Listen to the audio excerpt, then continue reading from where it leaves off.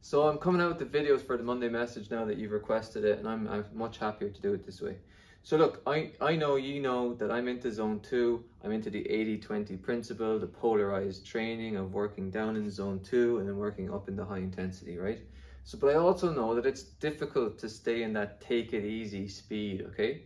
But this is the reason why. It's actually proven that our brains are more biased towards temporal discounting. So put simply, that basically means that we we perceive the value of a reward as decreasing the longer it takes for us to receive that reward. So like the longer that reward is out in the future, we place less kind of value on it, okay? And that's not a good thing for what you're into, endurance sports, because we're training in order, like, you know, slowly making physiological changes, okay? And that's why Strava is a disaster, because it's like giving you this instant hit, instant gratification, I should say, for, like, you know, getting up the fastest up in that sprint that near your home or up to the local hill. And like that's just pushing this sort of dopamine release and you know, quick fixes, you know, but that's not where you're going to make the best gains. Also, what's also a bit more worrying and a bit depressing is that the harder our goal is to achieve, and the longer it is out in the future, again, the less sort of value we put on that goal, okay?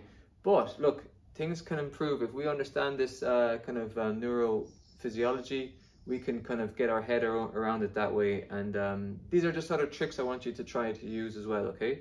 So take average speed away from your bike computer. That just encourages you to push on when you're not supposed to in that session. Think about the session. Like, I'm going to do my bit to like describe a bit more about each session, but before you do it, just think about why you're doing it. Have a read of the description, and that should help you kind of override that natural want to push harder.